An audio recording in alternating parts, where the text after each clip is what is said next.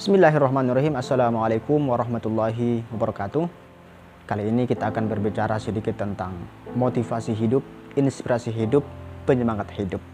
Ya, insya Allah dengan hal ini ketika kita berada dalam suasana sedih, ketika kita berada dalam suasana yang sangat menyakitkan, dengan apa yang saya katakan ini kita bisa lebih bangkit lagi, kita lebih termotivasi untuk hidup yang lebih baik lagi ke depannya. Yang pertama, jangan pernah menyalahkan segalanya. Cobalah untuk menyalahkan diri Anda.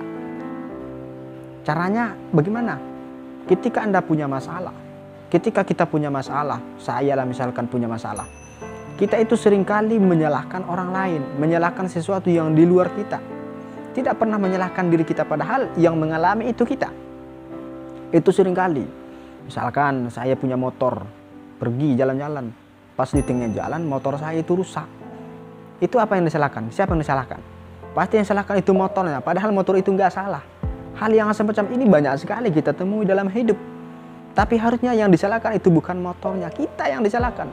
Saya tidak siap-siap tadi, saya tidak punya motor terbaik. Begitu dia. Yang disalahkan itu diri kita. Kenapa diri kita yang disalahkan? Kenapa kita menyalahkan diri kita pada waktu itu? Supaya kita itu termotivasi untuk melakukan hal yang lebih bagus. Oh, ternyata saya lemah, ternyata saya begini. Dalam arti yang lebih terkhusus adalah yaitu salah satu cara untuk mengenal diri sendiri, mengenal diri, mengenal kelemahan diri. Itu yang pertama. Kemudian yang kedua, bermimpilah, ambil resiko. Mengambil resiko itu jarang sekali yang mau mengambil. Ada nampaknya tantangan, dia tidak mau mundur, karena baginya tantangan itu adalah masalah hidup. Tapi bagi orang-orang yang sukses, sebenarnya tantangan itu adalah vitamin dalam menjalani kehidupan yang lebih baik untuk mendapatkan kesuksesan. Karena dengan tantangan tersebut, kita itu lebih termotivasi nantinya ketika menghadapi sesuatu yang lebih, otomatis kan kita lebih kuat, akan lebih kuat dari sebelumnya. Tapi kalau kita tidak menjalankan tantangan begitu-begitu saja, tidak pernah menjalani hidup yang lebih parah, yang lebih susah, maka hidup kita itu tidak akan pernah bisa menjadi yang lebih baik. Akan begitu-begitu terus. Cobalah cari siapa yang paling sukses di dunia ini, siapa yang paling kaya, siapa yang paling pintar. Mereka itu adalah orang yang selalu mencari tantangan-tantangan dalam hidup.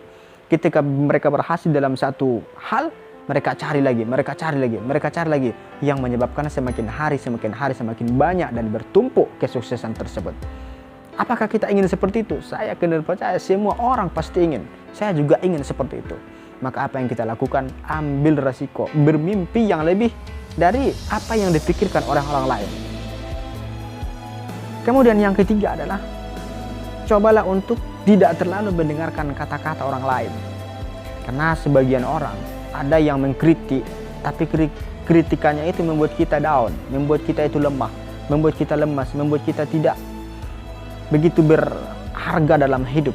Ada yang seperti itu. Maka untuk itulah, maka kalau ada perkataan dari luar kita, maka harus disaring mana yang harus masuk dan mana yang harus dikeluarkan. Jangan semua perkataan orang lain kita telan. Oh, si A mengatakan seperti ini, si A mengatakan seperti ini, kamu harus seperti ini, kamu harus seperti ini. Jadi nanti kamu itu akan tenggelam dalam perkataan orang lain, dan Anda itu tidak pernah terlihat. Tapi kalau Anda fokus ke dalam diri Anda, saya memang harus seperti ini kok. Adapun perkataan-perkataan lain itu sebuah pupuk. Kalau betul saya ambil, kalau tidak saya keluarkan. Nah, itu kalau kita punya prinsip hidup. Jadi menurut saya harus seperti itu. Perkataan orang lain boleh kita ambil, tapi jangan terlalu mendengarkan perkataan orang lain, karena terkadang dengan perkataan tersebut kita semakin lama semakin down. Itu yang ketiga. Kemudian yang keempat, hargai apa yang Anda miliki. Sekarang apa yang kita miliki? Kita punya handphone satu, hargai itu. Dalam artian agamanya kita bersyukur. Syukuri apa yang ada. Apa yang ada? Rumah. Syukuri rumah tersebut. Pekerjaan apa yang Anda miliki sekarang? Saya cuma punya pekerjaan yang gajinya itu pas-pasan. Ya syukuri. Hargai. Nah, itu adalah hasil Anda. Itu adalah diri Anda sendiri sekarang. Dan itu adalah hasil usaha yang telah Anda usahakan sebelumnya. Dan Anda sekarang sedang menuai hasilnya. Jadi hargai itu. Hargai apa yang Anda miliki. Hargai apa yang Anda rasakan sekarang. Hargai pikiran apa yang muncul dalam benak Anda. Dengan hal tersebut, Anda akan semakin bagus, Anda semakin bahagia dalam menjalani hidup. Kemudian yang kelima, lakukan sesuatu yang membuat Anda bahagia. Ini bukan berarti sesuatu yang disukai oleh nafsu kita lakukan. Tidak, bukan seperti itu. Tapi ini adalah bagaimana cara pengenalan diri sendiri. Mengenal. Ketika kita mengenal diri kita sendiri, kita mengenal apa kemauan kita. Oh, ternyata saya itu sukanya seperti ini. Oh, ternyata saya itu lebih menyukai hal-hal yang seperti ini. Maka kenali itu. Kemudian Anda lakukan tahap-tahap untuk mendapatkan apa yang Anda sukai tersebut. Maka itulah yang saya katakan tadi, lakukan sesuatu yang membuat Anda bahagia. Dalam artian bahagia di sini bukan puas secara nafsu, tidak, tapi bahagia menurut hati nurani, hati manusia, dan disukai oleh orang lain. Mungkin itu saja motivasi yang bisa saya berikan. Mudah-mudahan bermanfaat bagi saya semuanya.